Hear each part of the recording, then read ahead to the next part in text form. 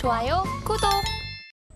오늘의 뉴스입니다. 오킨스전자, 네오셈 등 반도체 검사 장비 전문 기업들의 주가가 급등하고 있습니다. 삼성전자가 차세대 메모리 기술인 컴퓨트 익스프레스 링크, 즉 CXL 시장 선정을 위해서 상표 출원에 나섰다는 소식에 영향을 받은 것으로 풀이됩니다. 오늘 관련된 CXL 섹터에서 강세 흐름이 관찰되고 있습니다. 자세한 내용 짚어보도록 하겠습니다. 네, 오늘 CXL 테마 전반이 좀 뜨겁게 달아오르고 있습니다. 삼성전자가 최근에 4개의 상표 출원을 했다라는 소식이 전해지면서 일단 조금 더 양산에 나설 것이라는 소식 속에서 관련주들 동반해서 상승 흐름을 보이고 있는데, 그러면 기존의 기술과는 좀 어떤 차별점이 있을까요? 네, 계속해서 이제 신기술이 나오고 있어서 저도 이제 계속해서 공부를 하고 있는 상황인데, 올해 같은 경우도 이제 반도체 쪽에 관련돼서 HBM이라든지 온 디바이스가 계속해서 시장에서 부각이 됐었죠.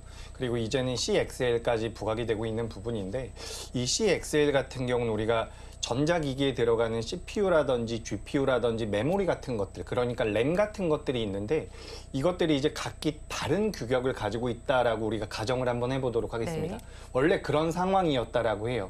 근데 이제 그런 규격들을 일원화한다라는 부분에서 인터페이스를 따로 만드는 것이다라고 생각을 하시면 좋을 것 같습니다. 그러니까 기존에는 따로 움직였었던 것을 전부 다 연결을 통해서 좀 더 데이터 처리 속도를 높인다라는 관점으로 이 CXL을 보셨으면 좋겠고, 이제 최근에 이제 관련되어 있는 종목군들의 변동성이 굉장히 크게 나오고 있는데, 어제 오늘 변동성을 좀 보이고 있는 상황입니다.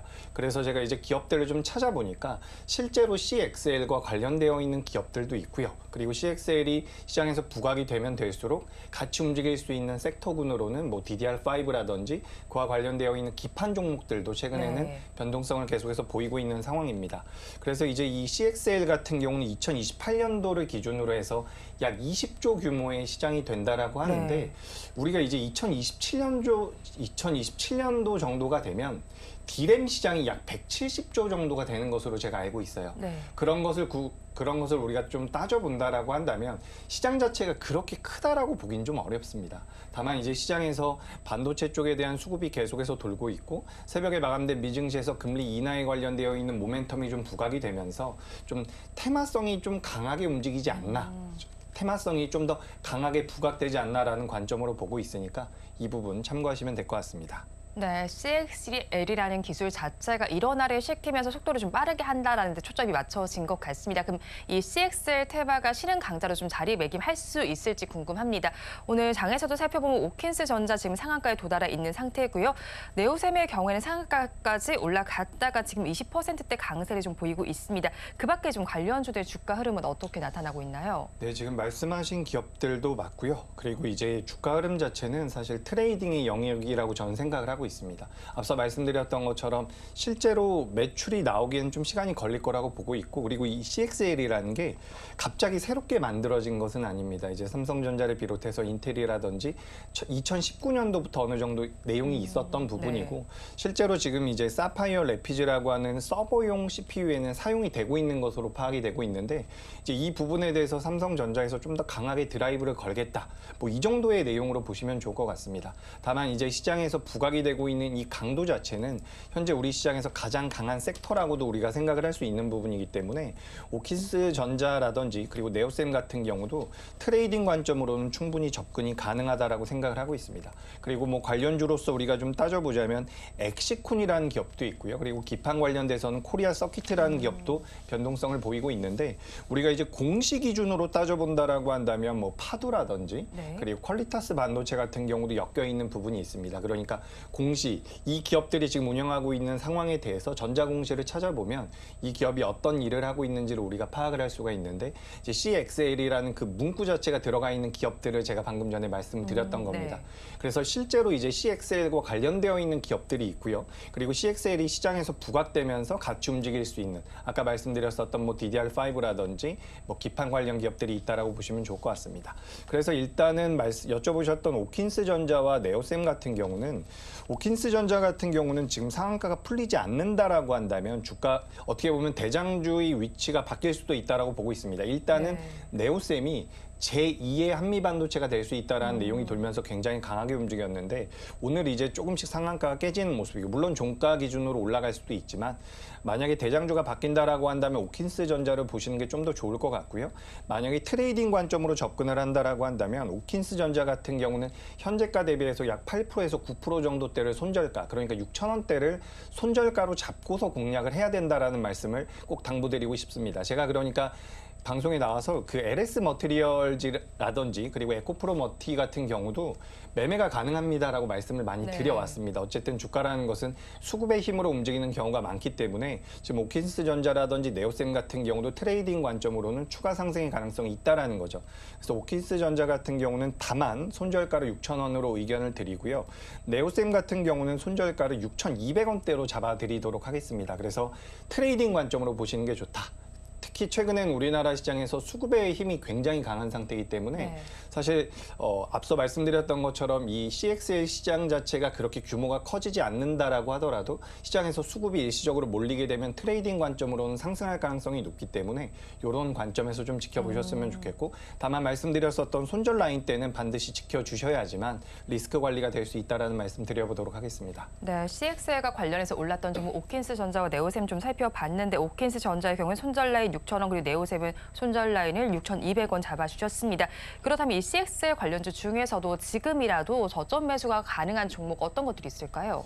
네, 일단 저점 매수라고 하기보다는 시세가 좀 나오고 있는 상황이라서 제가 아까 전에 말씀드렸었던 것처럼 지금 DDR5와 관련되어 있는 기업들 그리고 이 DDR5에서 파생될 수 있는 기판 관련 기업들 같은 경우도 변동성이 계속해서 나오고 있습니다. 특히 우리가 이제 정석적으로 기판 관련주라고 한다면 대덕전자라든지 심텍 같은 경우를 많이 떠올리게 되는데 어젠 또 이제 코리아 서키트라는 기업이 굉장히 강하게 움직임을 보여왔습니다. 그래서 코리아 서키트 같은 경우도 제가 좀 내용을 찾아보니까 실제로 이제 사업 영역 중에서 CXL을 개발하고 있다라는 내용이 있더라고요. 그래서 이 기업 같은 경우는 CXL 쪽에 대한 모멘텀도 가지고 있는 상황에서 앞서 말씀드렸었던 것처럼 기판 쪽에 대한 메리트가 부각될 가능성이 굉장히 높다라고 보고 있습니다. 그러니까 지금 반도체 관련되어 있는 기업들의 변동성이 전체적으로 계속해서 나오고 있는 상황인데 기판 쪽 같은 경우는 상대적으로 그 강도 자체가 굉장히 약했었던 상황입니다. 근데 우리가 CXL 쪽으로도 엮일 수 있는 상황이지만 2024년도에 모바일이라든지 PC 그리고 세트 수요가 계속해서 늘어날 가능성이 높기 때문에 기판 시장 자체의 성장 가능성도 굉장히 높다라는 거죠.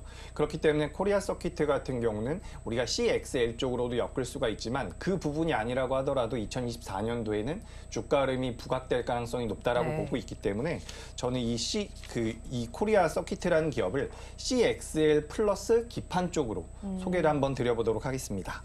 네, 코리아 서킷 한번 주목해 보시면 좋겠다는 의견이셨는데 CXL과 더불어서 기판과 관련한 모멘텀도 있는 거네요. 그렇다면 CXL이 좀 시장에서 이렇게 급부상을 한 데에는 삼성전자의 후광 효과가 있었다라고 봐야겠죠. 뭐 상표를 4개나 덩달아서 출시를 했다라고 하니까 이렇게 좀 효과가 있는 것 같은데 그렇다면 삼성전자 자체의 주가에는 어느 정도 영향을 미치게 될까요?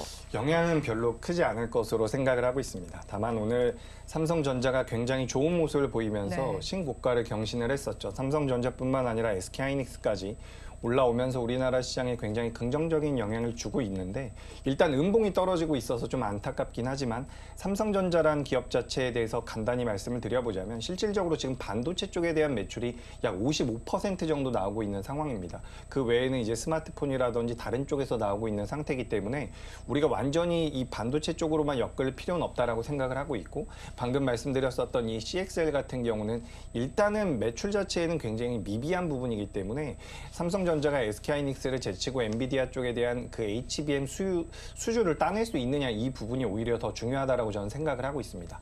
그리고 이제 계속해서 이제 삼성전자의 주가 흐름이 좀 폭발적이고 탄력적으로 나가기 위해서는 파운드리 쪽이 굉장히 중요하다고 보고 있는 부분이죠. 그래서 이제 질문하신 내용에 답변을 드려보자면 CXL 때문에 삼성전자의 변동성이 커질 가능성은 저는 높진 않다라고 보고 있습니다. 다만 오늘 어쨌든 미국에서 금리 인하에 관련되어 있는 내용들이 굉장히 오랜만이라고 표현하기도 좀 애매하고요. 파월 의장이 발언을 할 때마다 좀 부정적인 의견을 냈었기 때문에 저도 사실 FOMC 이후에 우리나라 증시가 어느 정도 조정을 받을 거라고 생각을 했는데 이번에는 굉장히 긍정적인 의견을 긍정적인 의견을 좀 내놨죠. 그래서 미증시도 굉장히 좋았고 뭐 필라델피아 반도체 지수도 계속해서 올라갔었던 상황.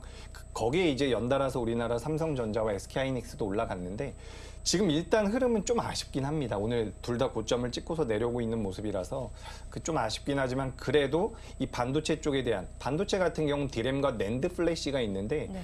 디램 같은 경우는 올해 현물 가격이 돌아서면서 실제로 내년에는 매출이 흑자 전환이 될 가능성이 굉장히 높죠. 근데 낸드 플래시 쪽이 좀 약했었는데 이쪽까지 지금 돌아서고 있는 상황입니다.